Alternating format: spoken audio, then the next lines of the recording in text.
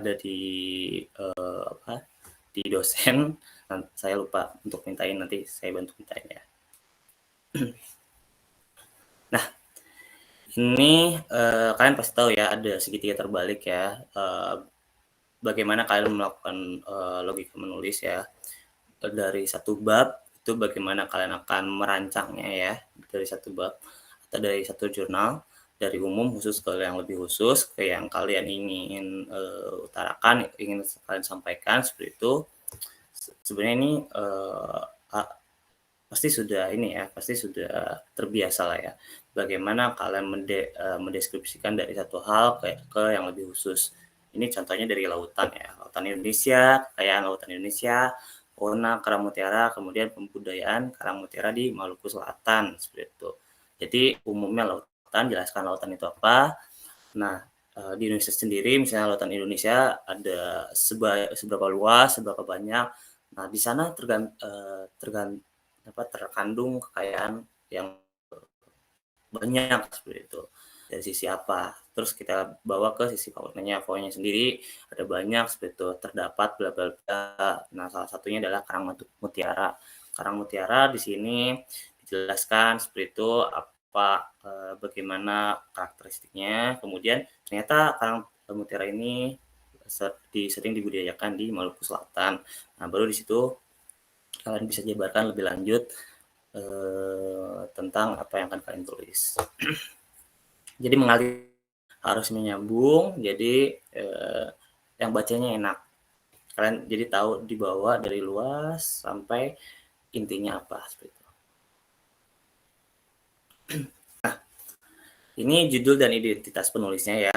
Kita lihat ini sebagai acuan teman-teman misalnya mau menulis sekarang ada beberapa strateginya ya. Ini juga ada di Word yang dibagikan kepada panitia. Itu juga sebagai bahan exercise buat kalian. Nanti di situ sudah ada istilahnya komentarnya dan ada ya contohnya lah. Jadi kalian bisa mengikuti, kalian bisa pelajari sama pahami, dan materinya nanti ada di PPT ini. Kita lihat di sini ada dicetak tebal ya, seperti itu, New Roman ukuran 12, kemudian nama kalian. Tapi kalau misalnya lihat di book chapter nanti ada perbedaan ya kalau di buku ya. Tapi ini untuk jurnal ini oke. Gitu. Nah, ini strategi penulisan chapternya. Tadi judul udah ya, masukkan judul ke atas, terus kita lihat di sini ada misalnya kalian mau buat berapa halaman ya. Kalau waktu itu waktu itu kita satu bab itu 2 sampai 3 orang. Jadi target tuh 15 sampai 25 halaman ya per babnya ya. Jadi disesuaikan, kalau misalnya sedikit itu bisa dielaborasi, bisa dideskripsikan apa itu apa yang ada di bab tersebut. Ya. Jadi kalian lebih gampang sih. Jadi ada bab, ada subjudul. Kalian bisa bagi-bagi dengan teman kalian misalnya. Misalnya ini Muhammad Ferdi ya, membaca 4 jurnal dan menyusun tulisan 3 paragraf. Nah, kalian baca dulu 4 jurnal berkaitan dengan pengertian ekonomi kesehatan ya. Terus kalian masukkan ke dalam 3 paragraf tersebut seperti itu. Dan selanjutnya misalnya subjudulnya apalagi kayak gitu. Jadi kalian bikin bab, terus bikin subbab atau kayak bikin judul, terus bikin subjudul. Nah, subjudulnya ini kalian bagi-bagi ke teman-teman. Dan ini pembagian juga harus tetap dari umum ke khusus ya. Jadi kena dari rangkaian dari atas ke bawahnya seperti itu. Jadi ketika kalian membaca ulang, pemikiran kalian dan teman-teman kalian juga tuh masuk seperti itu, connect ya. Terus misalnya peraturan pemerintah atau negara tentang ekonomi kesehatan yang sentral ya. Ferdi misalnya baca lagi 4 jurnal tentang hal tersebut, membuat 3 paragraf ya. Terus ada kajian ekonomi kesehatan dari Haikal misalnya dia juga baca 4 jurnal buat 3 paragraf. Ini mengikuti ya baca-bacanya, semakin banyak kalian baca semakin banyak mungkinnya paragraf yang bisa kalian tulis, yang bisa kalian tuangkan dalam tulisan tersebut, seperti itu. Nah, ini ada pedoman penulisannya juga ya, nanti kita cek ya di praktisnya ya. Nah, ini harus yang penting dalam penulisan, bagaimana kalian mengutip ya, kalian banyak membaca jurnal, jadi kalian banyak ilmu pengetahuan dari jurnal-jurnal yang kalian baca. Nah, jika jurnal tersebut misalnya bagus ya, untuk mendukung jurnal kalian atau untuk mendukung buku kalian, itu kita catat di sini beberapa catatannya itu banyak, kalian bisa mengikuti. Nah, ini misalnya yang pertama itu jika kutipannya itu ada di belakang ya. Jadi Cole 1953 halaman 83.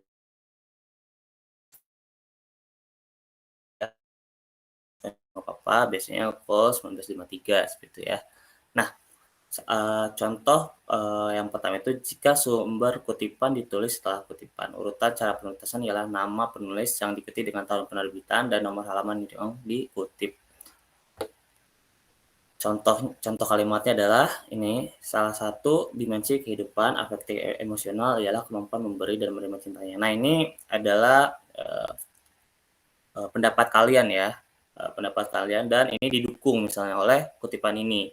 Atau misalnya ini adalah kutipan orang lain misalnya ya dari belakang.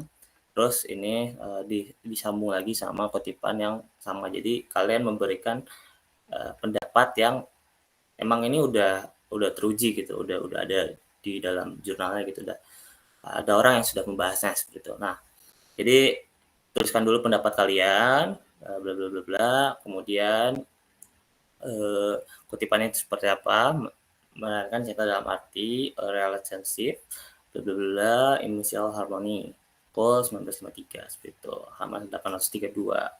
Oke, sampai sini. Nah, yang kedua adalah jika kutipannya di depan. Oke, kan ini di belakang, jadi kalian masukin pendapat dulu, terus ini di belakang kutipannya.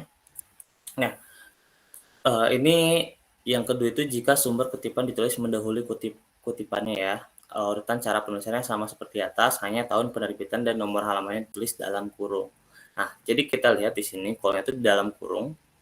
Tapi kalau yang di bawah ketika di depan itu Lindberghnya itu di depan, dan ini di luar kurungnya ya.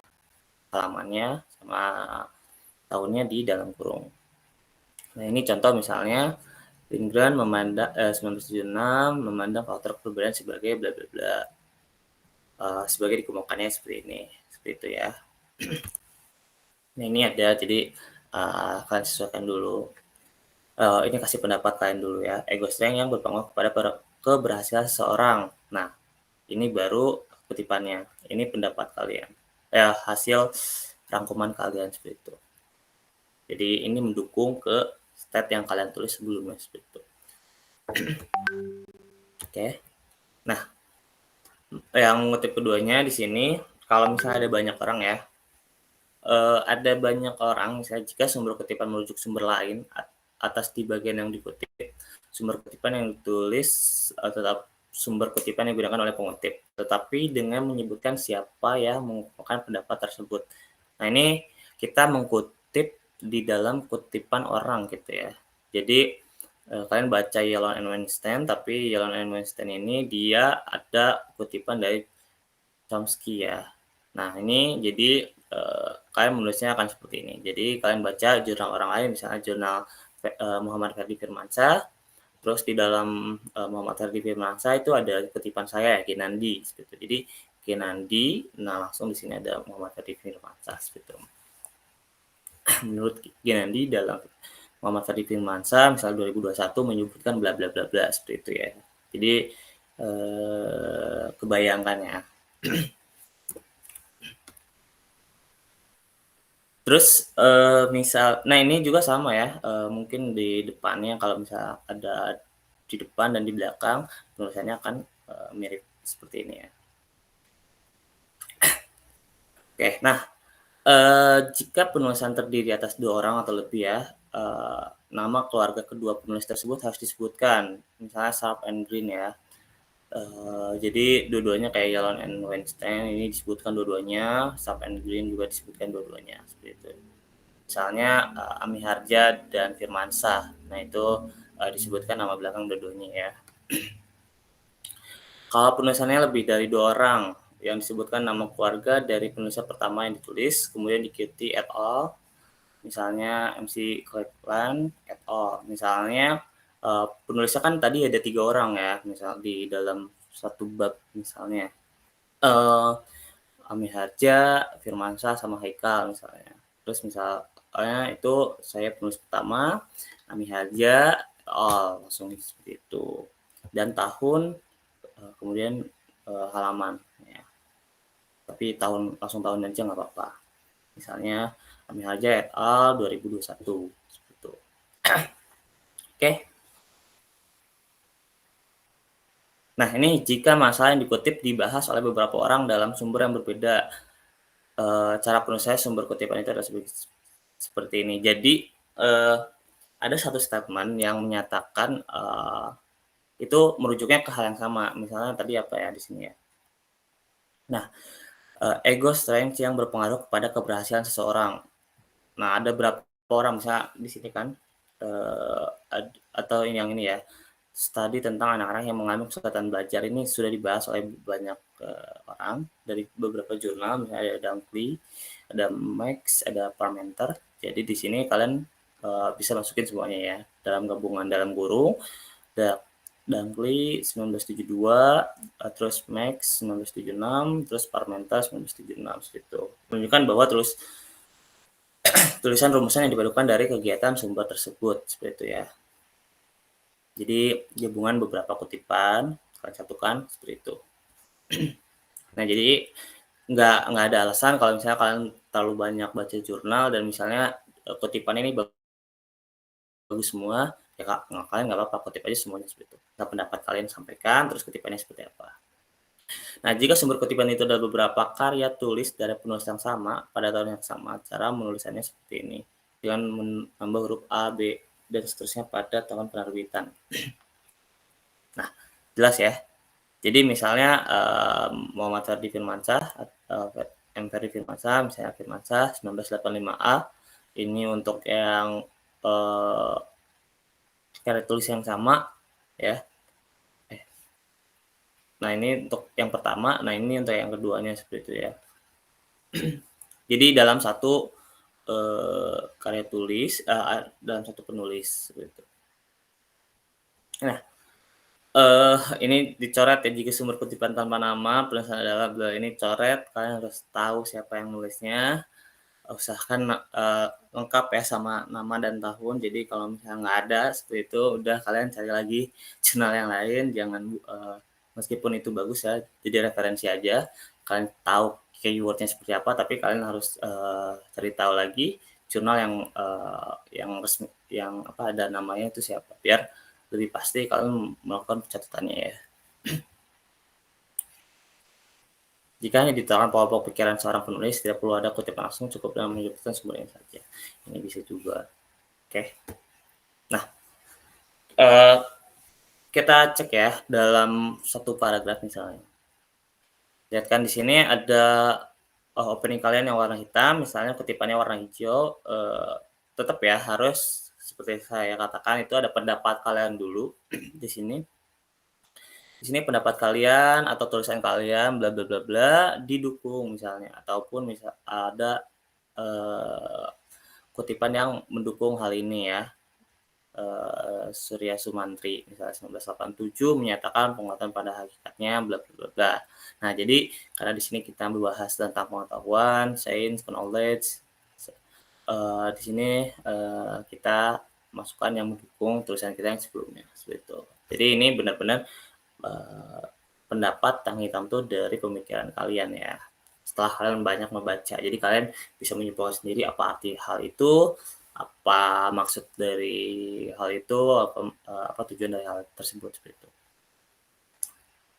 Nah ini kalian tulis juga tidak berbeda dengan Sumantri yang memandang bahwa pengetahuan bla bla bla juga mengatakan yang sama. Nah, ini kutipan di depan, itu ya. Ini di depan ya kan, Surya Sumantri. Jadi di luar 1987 ini di depan juga, ini di dalam ya.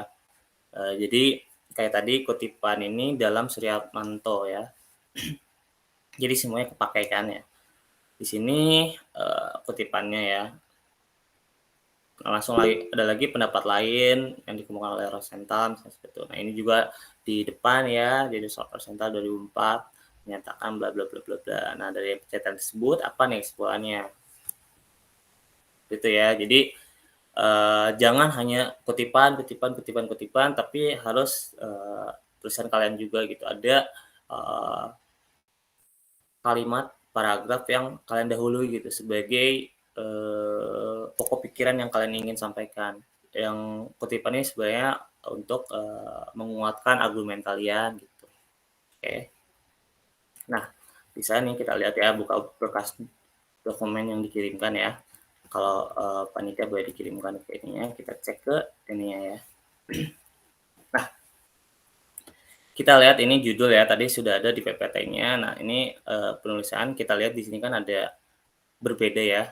Ini spasinya 1, ini tab-nya 1,5, langsung Times New Roman 12 asing italiknya. Kalau asing italik ya. Nah, seperti ini pembuatannya ya.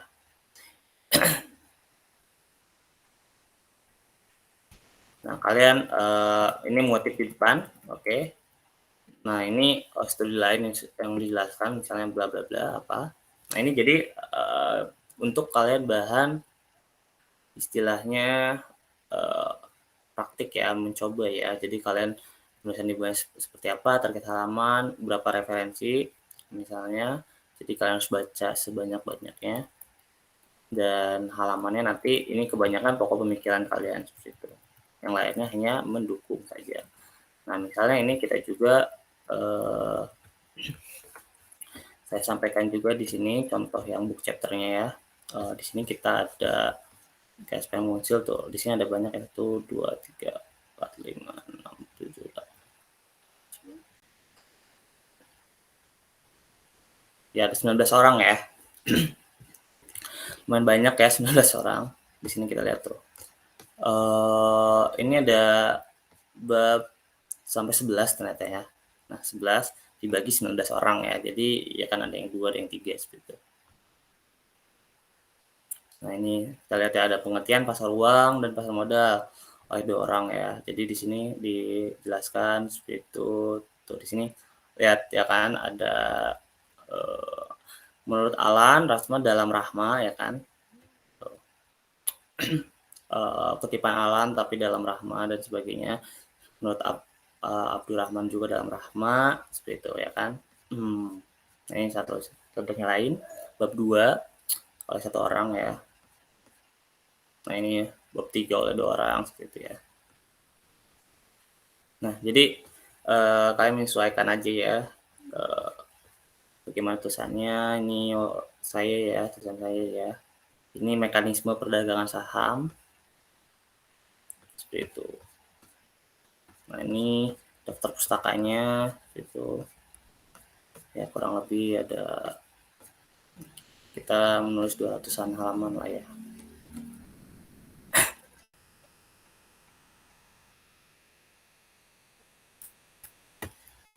Oke, ya sudah selesai ya. Terima kasih.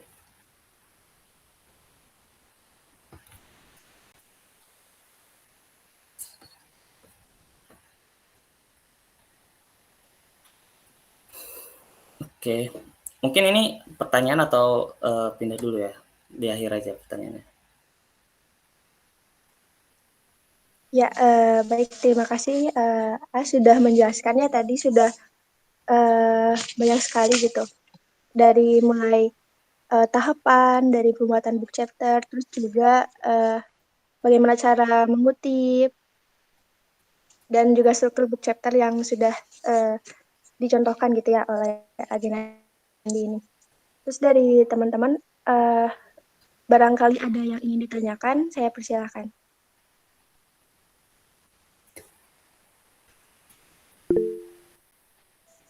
Ya, ada Teh Amanda. Silahkan langsung interaktif saja. Ya, terima kasih moderator.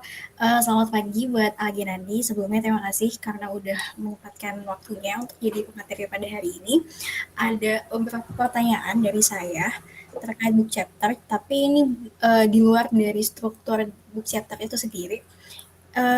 Yang pertama adalah pada saat Agi Nandi bikin book chapter itu, apakah ada tahap konsultasi terkait isi yang udah dibuat ke dosen sebagai cross check atau validasi dari ahlinya gitu? Itu pertanyaan pertama, boleh dijawab dulu. Oke, waktu itu kita kan KSPM ya, kelompok studi pasar modal. Kita sebenarnya dari awal sudah melakukan istilahnya ada yang namanya edukasi itu secara tersusun di pasar modal tuh.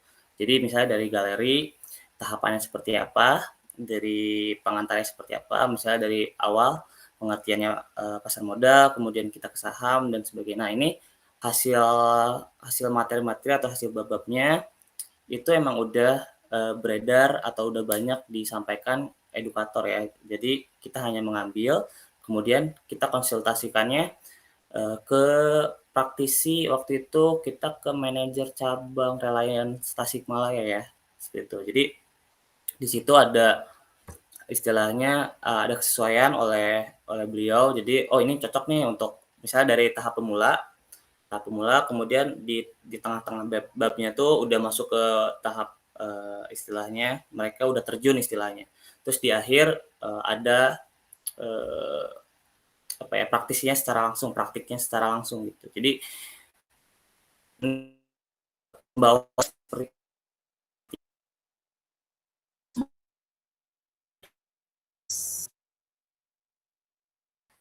Iya, jadi tadi yang setelah di akhir katanya agak putus-putus di akhir. oke, sorry. Jadi istilahnya di sini saya coba sederhanakan kembali ya. Kita membawakan dari edukasi pengertian. Kemudian ini bisa mulai yang mau masuk ke pasar modal tuh pengertian, terus tahu, terus nanti di akhir mereka bisa melakukan analisis dan praktik sendiri seperti itu. Nah, dari situ, dari pokok pikiran itu kita bagi lagi jadi berapa banyak. Nah, didukung oleh dikonfirmasi oleh praktisi dari Reliance Kualitas. Nah, itu beliau juga jadi editor dan Bu Elis ya dari galeri jadi editor. Nah, jadi mereka dari bab ini kita ajukan, oh mereka setuju dan kita mulai menulis seperti itu. Jadi Berarti ada kalau dari sisi praktisi dan akademisi. ya, baik. Terima kasih untuk jawabannya. Jadi kalau misalnya saya boleh ulang, jawabannya adalah pada saat proses pembuatan itu juga dalam pembuatan subbab judulnya juga konsultasi ya. Baru kalau misalnya di ACC lanjut untuk isinya. Seperti itu ya? Ya. Oke. Oke, makasih ya. Pertanyaan yang kedua adalah pada proses itu kan udah diterbitin ya. Proses editing atau revisi dari penerbit sendiri itu kurang lebih berapa lama?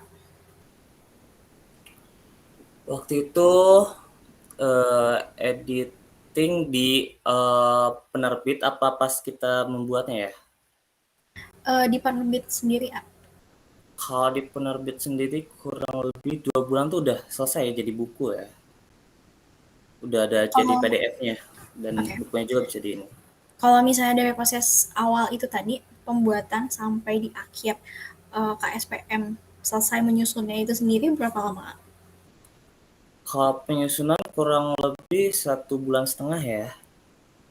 Ya, jadi lumayan lumayan cepat karena dari awal itu kayak kita mengulang pelajaran apa yang kita pelajari gitu. Di sini kan kita ada kayak edukasi internal. Edukasi internal jadi memang bab-bab itu kita ambil dari edukasi internal. Jadi yang kita sama pengajarannya dari pemula, perkenalan, terus bagaimana aplikasinya dan seperti itu. Jadi mereka juga udah tahu, udah paham dan merasakan sendiri seperti itu.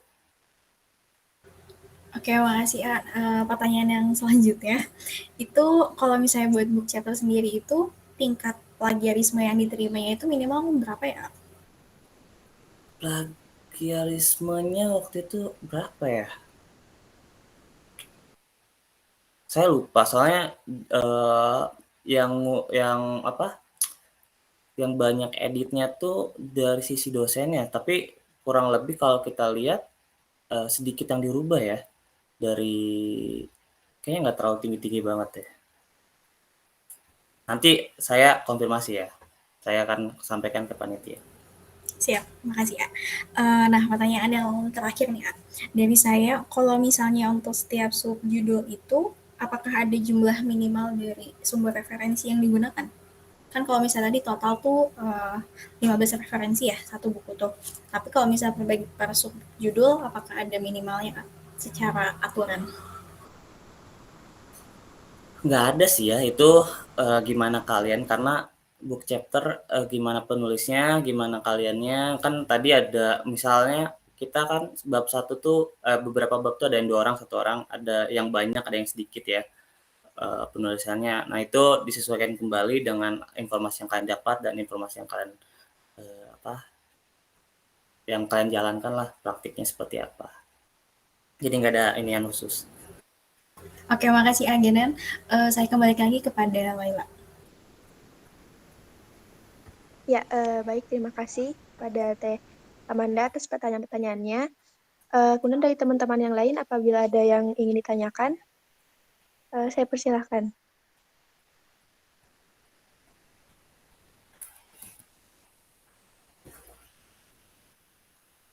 Ya, silakan, silakan, silakan.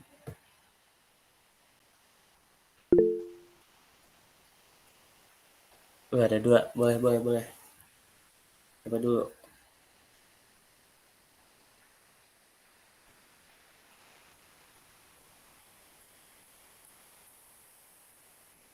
Siapa Mbak Nenti atau Mbak Sri tadi ya, Paisen?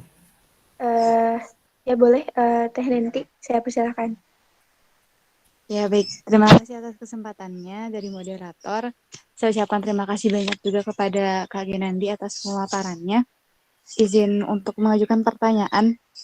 Pertama, tadi kan sempat disinggung ya terkait esensi atau bobot dari book chapter itu sendiri. Nah, yang ingin saya tanyakan, bagaimana apabila book chapter yang ingin kita buat itu berkaitan dengan mata kuliah gitu.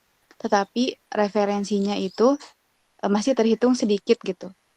Apakah diperbolehkan apabila misal ya dari kami dari Departemen Biologi ini ingin membawa konsep tentang biologi sel, tetapi kami pun di mata kuliah sendiri itu ada gitu buku referensi utama tentang biologi sel dan kebanyakan mengambil referensi dari buku tersebut gitu terkait bobot referensinya, kemudian terkait konteksnya atau isi materinya itu kan ibaratnya hampir mirip gitu dan kemungkinan uh, plagiarismenya besar gitu. Nah, untuk kasus seperti ini apakah diperbolehkan dan bagaimana tanggapannya gitu menurut Kak Genandi baiknya seperti apa? Terima kasih. Oke, Mbak Nenti. Oke, ini saya sudah tanyakan ya untuk kasus plagiarisme itu sebenarnya nggak ada ya. Tapi usahakan jangan jiplak banget ya. Jadi ini untuk buku sendiri itu nggak apa-apa. Tapi kalau kalian masuknya ke jurnal itu beda lagi. Tapi untuk chapter buku itu nggak ada plagiarisme, tapi usahakan jangan jiplak. Nah, untuk tadi kasus Mbak Nenti, kalau misalnya kalian mau nulis dan itu benar-benar tok mirip kayak gitu, sebenarnya menulis tuh keinginan tahuan kalian seperti itu kan ya. Bagaimana kalian merumuskan satu hal ke satu hal yang lain dan menyelesaikan satu masalah seperti itu. Jadi kalau misalnya Mbak Nenti ini pengen nulis, nah dan pelajarannya itu ada satu dari mata kuliah, apakah itu bisa dikembangkan kemana gitu? Curious dari Mbak Niti itu mau kemana gitu arahnya dari situ. Nah, mungkin dari penasaran itu, dari keinginan tahuan bisa ada referensi lain dan judulnya itu bisa berbeda seperti itu. Karena kalian udah baca referensi lain yang berkaitan dengan mata kuliah tersebut. Misalnya kalau saya kan manajemen ya tentang keuangan. Saya tentang mengolah investasi misalnya. Nah, dari pengolahan investasi itu ada satu buku, misal pendekatan Markowitz seperti itu ya. Nah, ini pendekatan Markowitz kita lihat portofolionya, membuatnya kita samain, caranya dan semuanya, tapi di sini perbedaannya adalah dari sisi output-nya. Bagaimana kita mengambil mengambil sampel ataupun mengambil permasalahan, misalnya kita sesuaikan dengan iklim investor di Indonesia seperti itu, atau kita sesuaikan dengan karakteristik pasar modal di Indonesia. Apakah portofolio tersebut bermanfaat atau misalnya sesuai gitu. Nah, jadi ketika kalian penasaran terhadap suatu hal dan ingin dikembangkan lebih jauh, itu bakal lebih menarik untuk menulis. Kalian menulisnya juga bakal sesuai passion lah namanya kayak gitu. Jadi kalian nulis tuh ya nggak akan pusing, tapi kalian malah penasaran banget nih, ini apa ya, selanjutnya apa ya kayak gitu. Itu sih untuk menulis lebih seru. Ya, baik. Terima kasih banyak atas penjelasannya. Barangkali saya tanggapi terlebih dahulu ya. Alangkah baiknya gitu disesuaikan dengan karakteristik dan diutamakan juga sudut pandang dari kitanya seperti apa. Begitupun yang nantinya akan mempengaruhi alur dari buku itu sendiri seperti apa, dan kembangkan lagi gitu ya untuk pembahasannya. Demikian tanggapan dari saya. Terima kasih. Dikembalikan lagi kepada moderator. Manusia itu spesial, pasti ada keunikan masing-masing lah, kalian berpikir juga. Ya, baik. Terima kasih kepada Teh Nenti atas pertanyaannya. Kita lanjut, tadi ada dari Sri ya. Langsung saja kepada Sri saya persilahkan. Baik, terima kasih moderator atas kesempatannya. Mungkin sebelumnya mohon maaf ya, tidak bisa untuk on cam karena memang untuk menjaga kestabilan sinyal. Mungkin saya ada 2 pertanyaan gitu. Yang pertama mungkin lebih ke book chapter-nya gitu.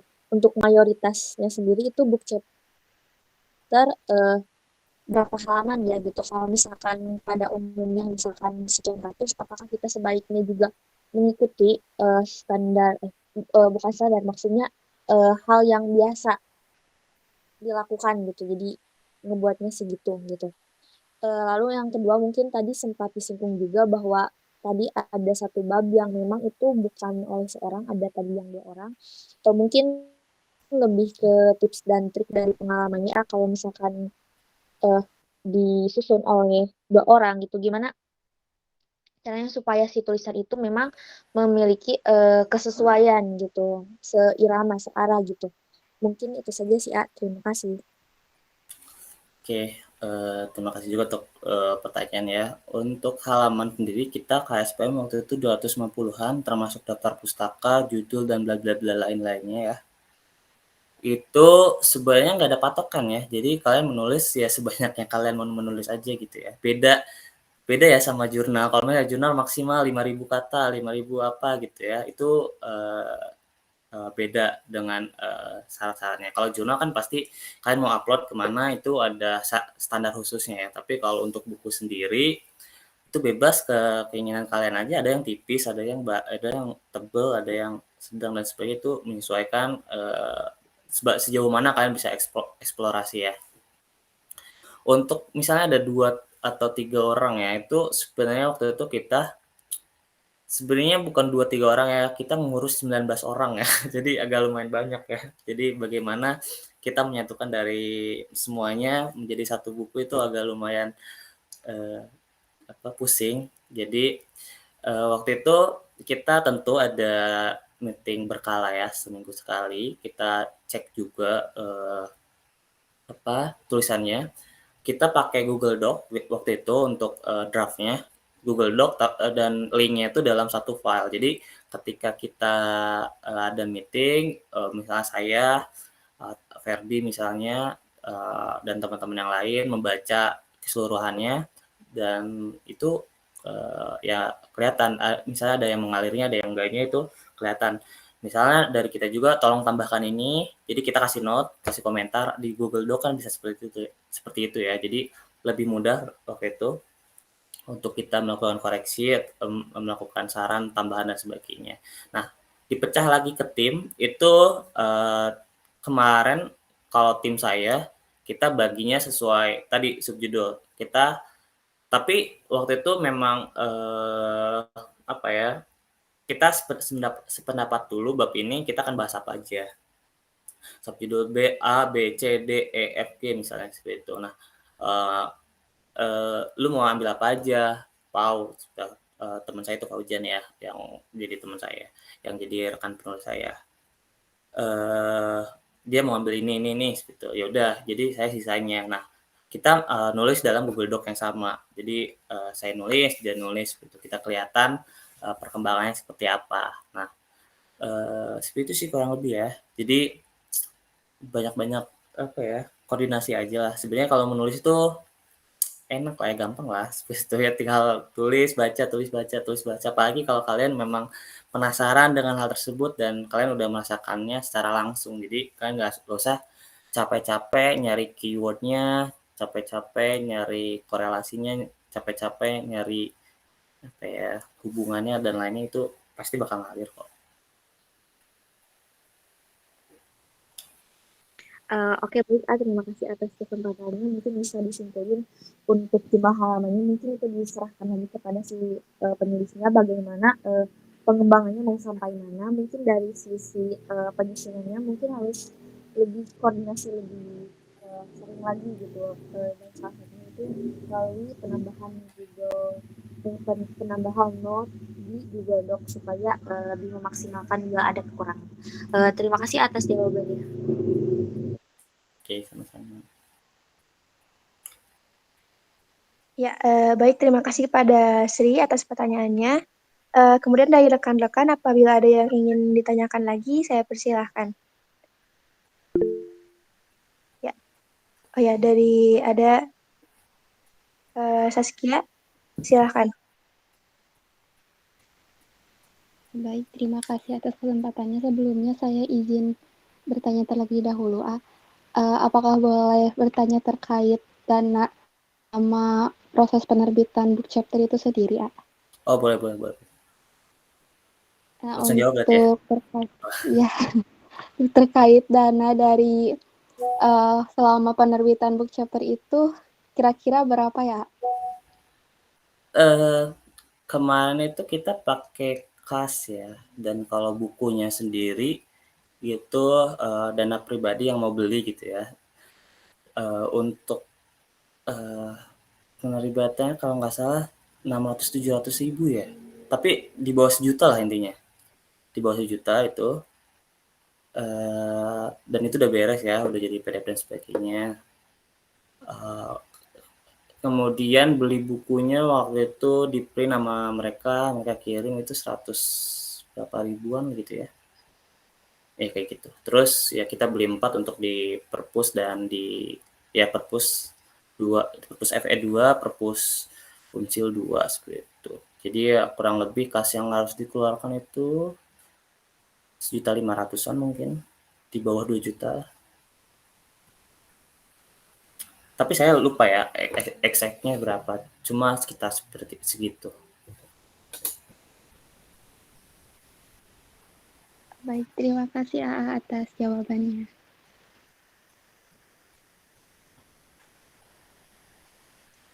Ya, terima kasih Saskia atas pertanyaannya.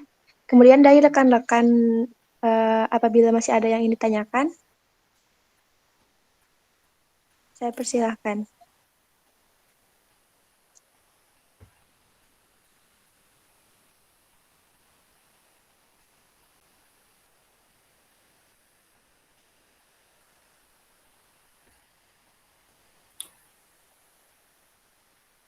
Ya, silakan. Ya, dari Teh Amanda cukup. Dari rekan-rekan yang lain apabila masih ada yang ingin ditanyakan, boleh.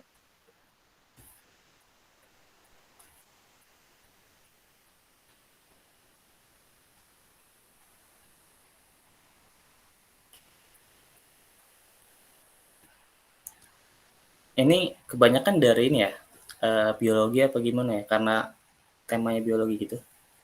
Ya, Oh, ini apa bagian biologinya gitu. Oke. ya. Good, good. Ini berarti tingkat berapa semuanya? Apa beda-beda? Kebetulan ada yang dari tingkat 2 sampai 3, Kak. Tingkat 2 sampai 3. Oke.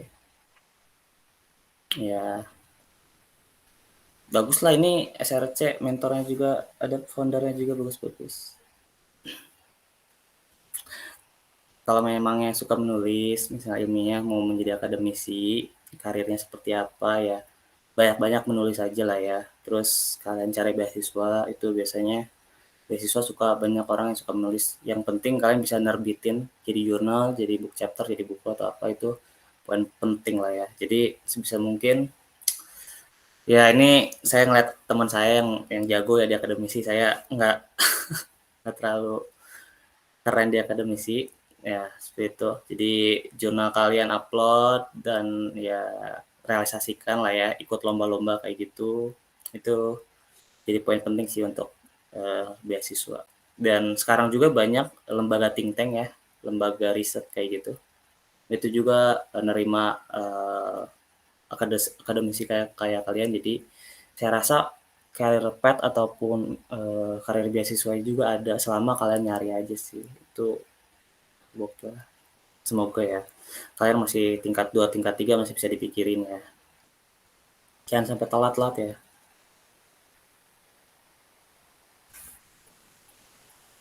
Ya, baik, terima kasih gitu ya atas saran dan masukannya gitu.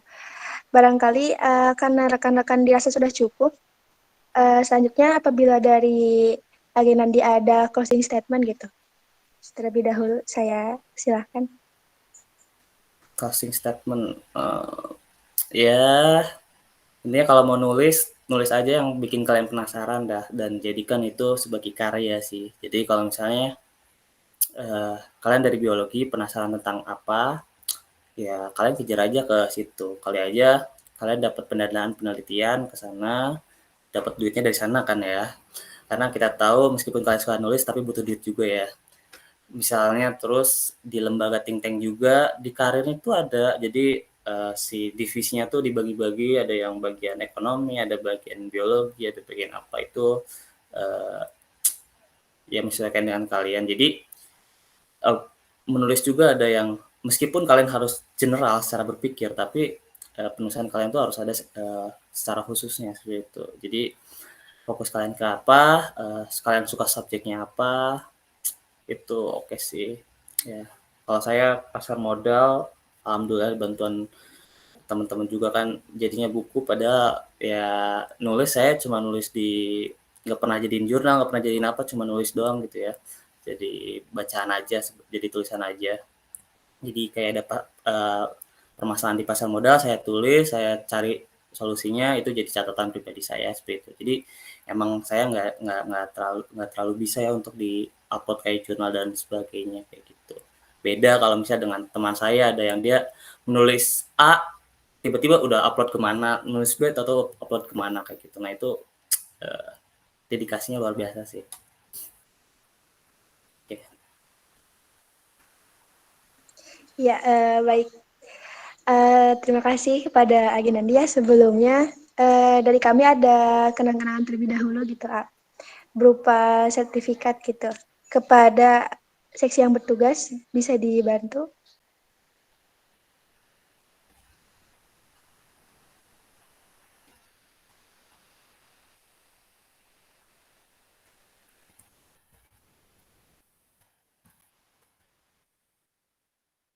Ya, ini ada kenang-kenangan dari kami gitu, mohon diterima gitu, sedikit dari kami gitu.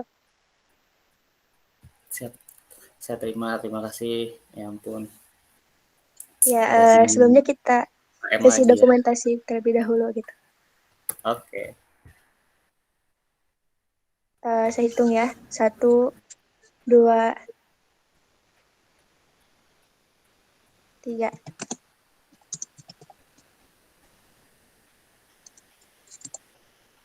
Ya, sekali lagi, 1, 2, 3. Ya, satu kali lagi ya, 3 kali katanya. 1, 2, 3.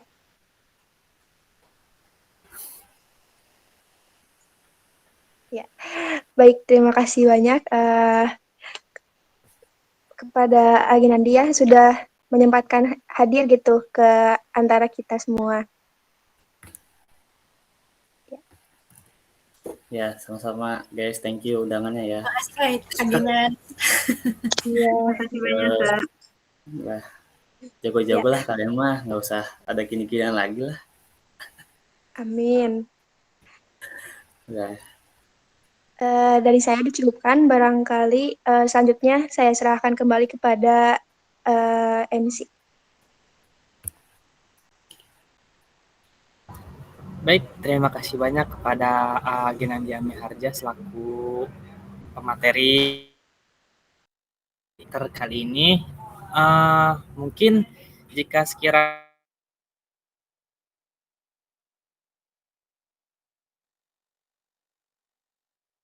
meninggalkan room meeting ini. Thank you ya, izin live ya. Baik, terima kasih ya. Makasih Aginan. Tapi kalau mau berteman LinkedIn boleh ya, saya tag dulu. Siap A. Siap, A.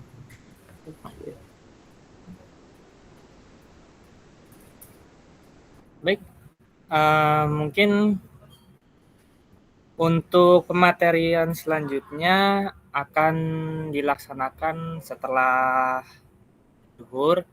Jadi mungkin kita akan memasuki isoman terlebih dahulu ya teman-teman. Langsung bisa keluar atau gimana ini Teh? Boleh keluar. Nih berarti nanti sebelum keluar ya, nggak bisa jadi moderator ya, fix. Atau mau jadi moderator? Lihat sih kan, biasanya sih kalau abis jujur tuh Sabina udah tidur. Tapi nggak tahu nih hari ini dia tidur apa enggak. Oke. Iya. Nanti kalau misalnya jam 12 ternyata belum tidur, berarti dialihin ke Laila lagi ya. Gimana Laila? Aman? Gak apa-apa? Gak apa-apa lah. Semangat lah ya. Ya oke, sama Teh Wanda.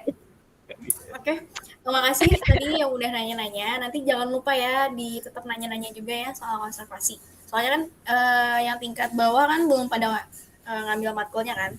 Jadi semoga harapannya bisa banyak yang nanya ya. Oke, gitu aja. Biar kuotanya nggak banyak yang habis. Boleh leave dulu. Makasih semuanya ya.